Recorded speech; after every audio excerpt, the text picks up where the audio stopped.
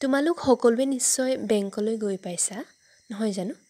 কেতিয়াবা ভাবিছানে এই বেংকৰ উৎপত্তি ক'ত কেতিয়া আৰু কেনেকৈ হৈছিল Welcome to Easy Learning. Today we are here to discuss all about bank, its origin and the classification of bank. আজি আমি বেংকৰ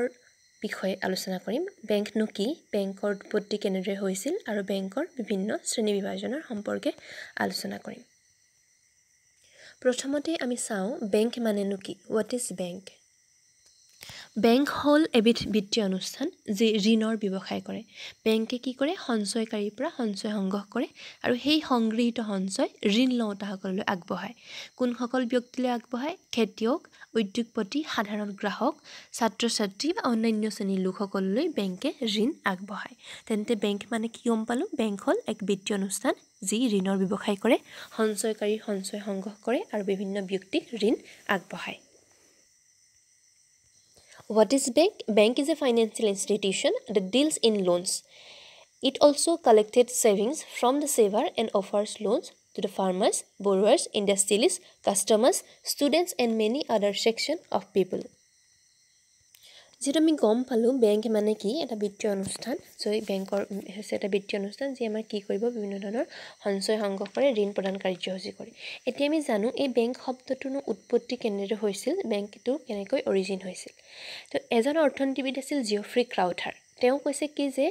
পূৰ্বপুৰুষ থাকে নে নাথাকে আমাৰ যেনেকৈ পূৰ্বপুৰুষ থাকে ঠিক তেনেকৈ বেংকৰ কথা কৈছে যে বেপাৰী সোণাৰী আৰু ঋণ নিউতা মহাজনসকলক তেওঁ বেংকৰ পূৰ্বপুৰুষ বুলি কৈছে কোনে কৈছে জিঅফ্ৰি ক্ৰাউথাৰ নামৰ এজন অৰ্থনীতিবিদ আছিল সেইটো সময়ত মধ্যযুগত ইটালীত কি হৈছিল বেংক অফ ভেনিস স্থাপন হৈছিল যেতিয়াই এই বেংক অফ ভেনিস স্থাপন হল নহয় তেতিয়াই কি হল বুলি কৈছে চোৱা বেংক শব্দটো হেনো বহুল প্ৰচাৰ লাভ কৰিল ফেমাস হৈছে আৰু সেইটো সময়ত বেংক শব্দটো কেতিয়া হৈছে বুলি কৈছে যেতিয়া আমাৰ বেংক অফ ভেনিস স্থাপন হল মধ্যযুগত ইটালীত তাৰছত আকৌ সেইটো সময়ত কি আছিল চোৱা ইটালীৰ কিছুমান সৰু সৰু ৰাজ্য আছিল ৰাজ্যবিলাকৰ মাজত যুদ্ধ বিগ্ৰহ হৈ আছে তেনেকৈ নিজৰ মানে ৰাজ্যবিলাকৰ মাজতে দেশখনৰ ভিতৰতে মানে কি হৈছে ৰাজ্যবিলাকৰ মাজত যুদ্ধ বিগ্ৰহ চলি আছে যেতিয়া এখন ঠাইত এখন দেশত যুদ্ধ বিগ্ৰহ হয় বা কোনো ধৰণৰ মহামাৰী হয় আমাক কি প্ৰয়োজন হয় আমাক ধনৰ প্ৰয়োজন হয় নে নহয় যেনেকৈ আমাৰ এতিয়া কি হৈছে কৰোনা মহামাৰী হৈছে আমাক ধনৰ প্ৰয়োজন হৈছে আৰু এই কৰ্তৃপক্ষক যি ধনৰ প্ৰয়োজন হৈছে এই ধন ৰাখি সংগ্ৰহ কৰিবলৈ কিছুমান মানুহক নিযুক্তি দিছিল যেনেকৈ আমাৰ এতিয়া কৰোনা মহামাৰী হৈছে আমাক ধনৰ প্ৰয়োজন হৈছে চৰকাৰে কি কৈছে বিভিন্ন একাউণ্ট নাম্বাৰ দিছে যাতে মানুহে তাত পইচা সোমোৱাই দিয়ে ঠিক তেনেদৰে সেইটো সময়ত যিহেতু আমাৰ এনেকুৱা ব্যৱস্থা নাছিল তেতিয়াহ'লে কি কৰা হৈছিল বিভিন্ন মানুহ নিযুক্তি দিছিল আৰু সেই ধন সংগ্ৰহ কৰিবলৈ যিসকল মানুহক নিযুক্তি দিছিল যুদ্ধৰ সময়ত তো সেই ব্যক্তিসকলক কোৱা হৈছিল আয়ুক্ত বা মন্ত্ৰী MONTE মন্টে বুলি কোৱা হয় তো সেইটো সময়ত আকৌ কি হৈছিল চোৱা ইটালীৰ এটা বৃহৎ অংশ জাৰ্মানৰ অধীনত আছিল যেনেকৈ আমাক ভাৰতবৰ্ষৰ কি কৈছিল ব্ৰিটিছৰ অধীনত আছিল এটা সময়ত ঠিক তেনেকৈ ইটালীৰ এটা বৃহৎ অংশ জাৰ্মানৰ দখলত আছিল তেতিয়া সেইটো সময়ত ভাবিলে যে নহয় আমি যে জাৰ্মানীসকলে ইটালীখন দখল কৰি আছো আমাৰ শব্দ ইউজ কৰিম তো সেইকাৰণে মন্টে শব্দৰ ঠাইত ইটালীৰ মন্টে শব্দৰ ঠাইত জাৰ্মানসকলে বেংক শব্দটো ব্যৱহাৰ কৰিছিল BANCK বেংক তাৰপিছত কি হ'ল ইটালীত আকৌ সেই শব্দটো বেংকো বুলি কোৱা হয় BNCO বেংকো আৰু ফৰাচী ভাষাত তাক বেংকি BONK বেংক আৰু ইংলেণ্ডত এই শব্দটো হৈছিল বেংক BNK বেংক আৰু এনেদৰে বেংক নামৰ যিটো আমি শব্দটো ব্যৱহাৰ কৰি আছো সেই শব্দটো ব্যৱহাৰ আৰম্ভণি হৈছিল এনেকৈ উৎপত্তি হৈছিল তেতিয়া প্ৰথমে কি গম পালো যে মধ্যযুগত ইটালীত আৰম্ভ হৈছিল যেতিয়া বেংক অফ ভেনিস স্থাপন হ'ল আৰু এনেকৈ কি হৈছিল লাহেকৈ বেংক শব্দটোৰ উৎপত্তি হৈছিল Origin of banking according to Geoffrey Crowther and monetary economics the businessman the gold merchant and the money lender are the ancestors of bank in the Middle Ages when the Bank of Venice was established in Italy the word bank began to gain popularity as there was a constant warfare among the city-states in Italy the states were in need of finance to mobilize resources the state appointed some commissioners and these commissioners were known as monte during those days large areas of Italy were under the Germans and the Germans used the word bank BONCK bank in place of monte and in Italy this word was banco BNCO banco in French it's banki BNK banki and in England it is known as bank this is how we got this name bank এনেদৰে আমি কি পাইছিল তেতিয়ালে bank নামটো পাইছিল কেতিয়া পাইছিল যেতিয়া বেংক অফ ভেনিস ষ্টাৰ্ট হৈছিল ইটালীত তো এইটোই আছিল বেংকৰ উৎপত্তিৰ কাহিনী এতিয়া আমি আহোঁ ভাৰতৰ কথালৈ ভাৰতবৰ্ষৰ যিটো প্ৰথম বেংক কেতিয়া আৰু নামটো কি আছিল ভাৰতবৰ্ষৰ যিটো প্ৰথম বেংক সেয়া আছিল বেংক অফ হিন্দুস্তান আৰু ইয়াৰ স্থাপন হৈছিল 1770 চনত The first Bank of India was established in the year of 1770 and the name of this bank was Bank of Hindustan. And in Assam, it was established in the first bank was established in the year of 1926 and the name of the bank was Guwahati Bank. আৰু অসমত প্ৰথমটো bank স্থাপন হৈছিল কেতিয়া তেতিয়াহলে 1926 চনত আৰু ইয়াৰ নাম আছিল গুৱাহাটী বেংক এই দুটা বহুত ইম্পৰ্টেন্ট হয় ভাৰতৰ প্ৰথমটো বেংক কেতিয়া আৰু ক'ত স্থাপন হৈছিল আৰু নামটো কি আছিল ইয়াৰ নাম কি আছিল আৰু অসমত নামটো কি আছিল আৰু কেতিয়া স্থাপন হৈছিল তো ভাৰতবৰ্ষৰ নামটো আছিল কি বেংক অফ হিন্দুস্তান কিমান চনত 1770 চনত আৰু অসমত হৈছে গুৱাহাটী বেংক 1926 চনত এই দুটা ইম্পৰ্টেন্ট হয় দেই এতিয়া চাও যে বিভিন্ন প্ৰকাৰৰ বেংক আছে এই বেংক বিলাকনো কি what is the classification of banks কৈছে কি বেংক কেইবা প্ৰকাৰৰ আছে তো হেইবিলাকৰ ভিতৰত কি হৈছে যে আমি জানিবলগীয়া হৈছে হেয়া আছে কেন্দ্ৰীয় bank there are various types of banks these are central bank বাণিজ্যিক bank commercial bank আঞ্চলিক গ্ৰাম্য বেংক ৰিজনাল ৰুৰাল বেংক ভাৰতীয় ঔদ্যোগিক বিকাশ bank industrial development bank of India IDBI ভাৰতীয় ক্ষুদ্ৰ উদ্যোগ বিকাশ bank small industries development bank of India SIDBI আৰু ৰাষ্ট্ৰীয় কৃষি আৰু গ্ৰাম্য উন্নয়ন bank NABARD national bank for agriculture and rural development এই কেইটাৰ উপৰিও কি বুলি কৈছে আকৌ আমাক কিছুমান বেংক আছে যেনে এছিয় উন্নয়ন bank Asian development bank Biswa bank world bank these are also various name of bank classification of banks প্ৰথমতে আমি গোটেই বেংকৰ বিভাজনখিনিৰ ভিতৰত প্ৰথমতে পঢ়িম আমি কেন্দ্ৰীয় বেংক নো কি আৰু কেন্দ্ৰীয় বেংকৰ বিভিন্ন কাৰ্যাৱলী what is central bank and what are its function প্ৰথমতে কি কৈছে যে কেন্দ্ৰীয় বেংক হল গোটেই বেংক আছে যিমান এখন দেশৰ গোটেই দেশখনৰ বেংকসমূহৰ মুৰব্বী যেনেকৈ ঘৰ এখনৰ মুৰব্বী থাকে যেনেকৈ বেছিভাগৰে দেউতাক হয় ঘৰ এখনৰ মুৰব্বী আৰু ঠিক তেনেকৈ কি হয় যে কেন্দ্ৰীয় বেংক হৈছে দেশ এখনৰ বেংক ব্যৱস্থাৰ মুৰব্বী আৰু এই বেংকৰ নীতি নিৰ্দেশনা অনুসৰি অন্যান্য বেংকসমূহে কাৰ্য সম্পাদন কৰে যেনেকৈ দেউতাৰ মতে সকলোৱে কামবিলাক কৰে দেউতাই ক'লে আমুক কৰিবি আমুক নকৰিবি তেনে ঘৰৰ কাৰ্য চলে নচলে ঠিক তেনেকৈ বেংকৰ এই যে কেন্দ্ৰীয় বেংকৰ কাৰ্যাৱলী অনুসৰি কি হৈছে নিৰ্দেশনা অনুসৰি কি হৈছে গোটেই অন্যান্য বেংকসমূহে কাৰ্য সম্পাদন কৰে এতিয়া প্ৰথমটো যেটো আটাইতকৈ পুৰণি হবাতকৈ পুৰণি যেটো কেন্দ্ৰীয় বেংক হেয়া হৈছে কি বুলি কৈছে সোৱা হেয়া হৈছে সুইডেনৰ ৰিক্স RIKS ৰিক্স বেংক কেতিয়া স্থাপন হৈছিল 1656 1656 চনত ষ্টাৰ্ট হৈছিল আটাইতকৈ পুৰণি কেন্দ্ৰীয় বেংক তেতিয়ালে সুইডেনৰ কি বেংক ৰিক্স বেংক ঠিক তেনেকৈ ভাৰতৰ যেটো আমাৰ কেন্দ্ৰীয় বেংক ভাৰতৰ কেন্দ্ৰীয় বেংকটোৰ নাম কি বুলি আহিব পাৰে ভাৰতৰ কেন্দ্ৰীয় বেংক হৈছে ৰিজাৰ্ভ বেংক অফ ইণ্ডিয়া আৰু ভাৰতৰ কেন্দ্ৰীয় বেংক স্থাপন হৈছিল কেতিয়া 1935 1935 চনত ভাৰতবৰ্ষৰ যেটো কেন্দ্ৰীয় বেংক হেয়া স্থাপন হৈছিল What is central bank? Central bank is the head of all the banks in a country. Central bank is the head of all banks in a country. The Riksbank of Sweden is the world oldest central bank. What is the world oldest central bank? Riksbank of Sweden is the world oldest central bank which was set up in the year of 1656. And in India, the name of our central bank is Reserve Bank of India and which was established in the year of 1935. These two are very important. Okay, now let's come to the functions of RBI, functions of central bank. এতিয়া আমি পঢ়িম central bank বা কেন্দ্ৰীয় বেংকৰ মুখ্য কাৰ্যসমূহ কি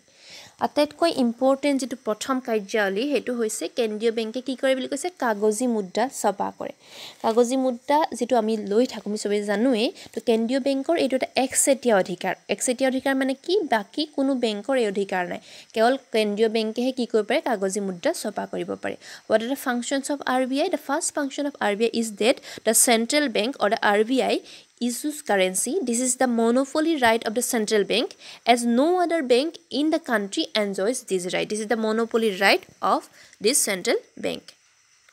তো দ্বিতীয় কাৰ্যাৱলীটো কৈছে কেন্দ্ৰীয় বেংকে কি কৰে আমানত মুদ্ৰা বা ঋণ মুদ্ৰাৰ পৰিমাণ নিয়ন্ত্ৰণ কৰে তো এই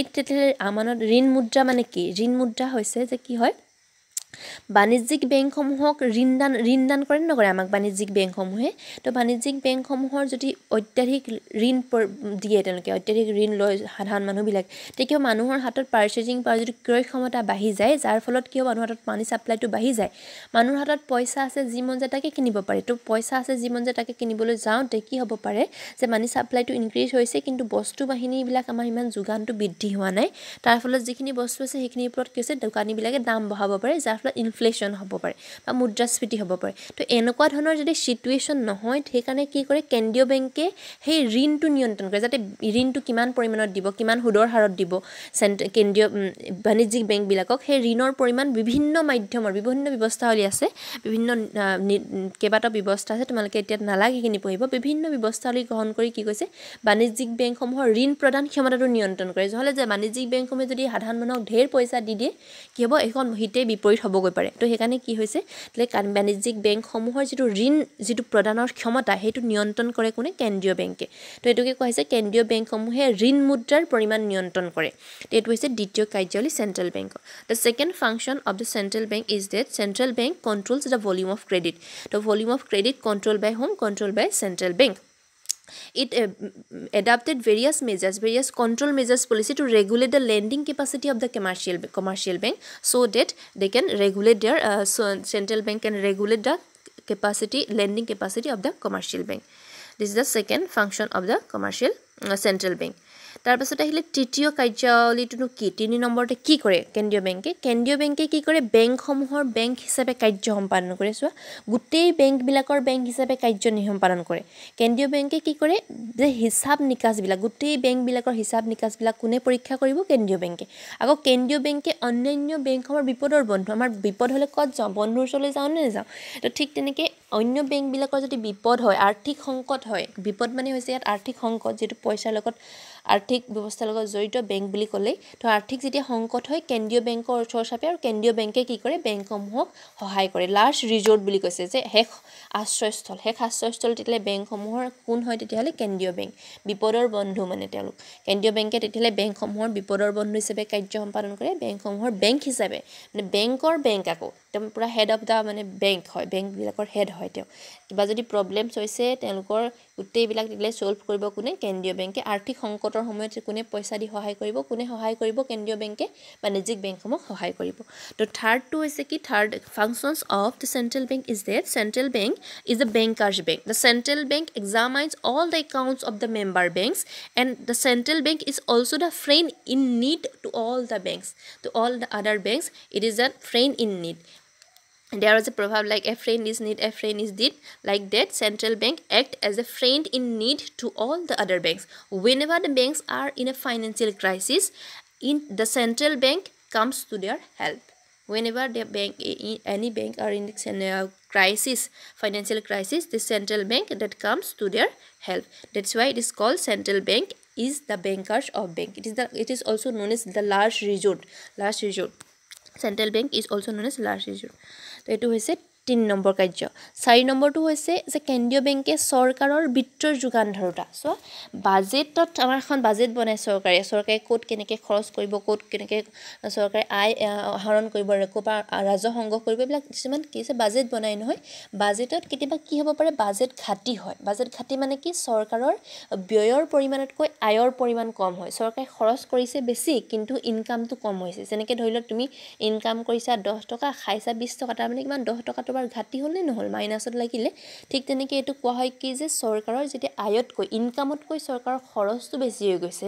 তেতিয়া তাক কোৱা হয় বাজেট ঘাটি আৰু এই যেতিয়া বাজেট ঘাটি হ'ব চৰকাৰ যেতিয়া লছ হ'ব এই বাজেট ঘাটি দূৰ কৰিবলৈ কোনে সহায় কৰে কেন্দ্ৰীয় বেংকে কি কৰে তেতিয়াহলে চৰকাৰক সাহায্য আগবঢ়ায় কাৰণে কৈছে যে চৰকাৰৰ বিত্তৰ যোগান ধৰোতা চৰকাৰক সাহায্য কৰে কেতিয়া যেতিয়া বাজেট ঘাটি দিয়ে আমাৰ চৰকাৰৰ যেতিয়া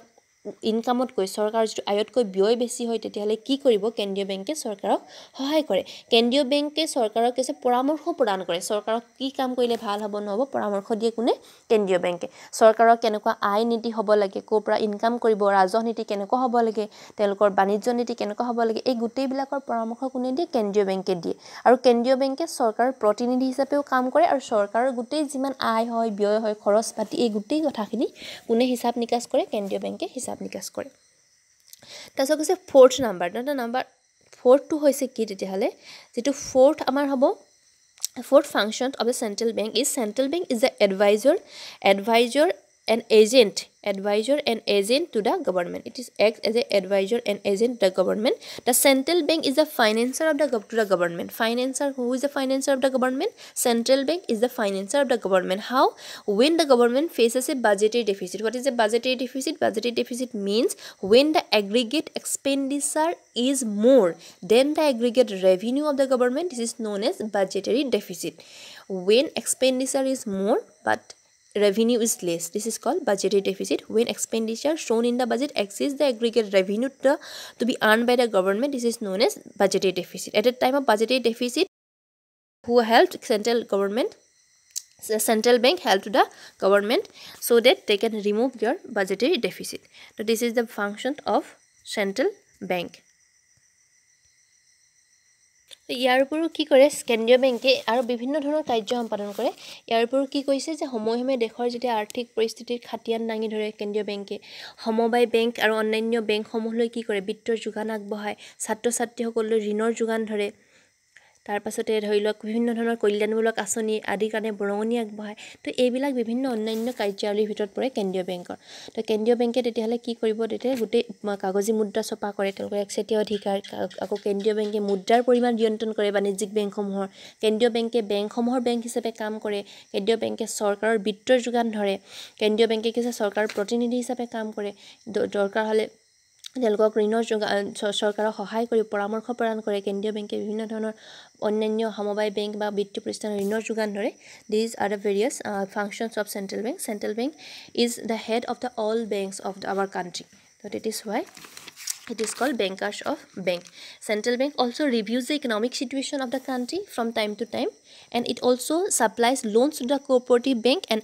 other bank also. It operates a welfare fund for education and social purposes also. So these are the various functions of central bank. These are the functions of our central bank. Let's review what we have read. We have read what is bank, what are the different, what is the origin of bank, what are the different types of bank, and what are the functions of central bank.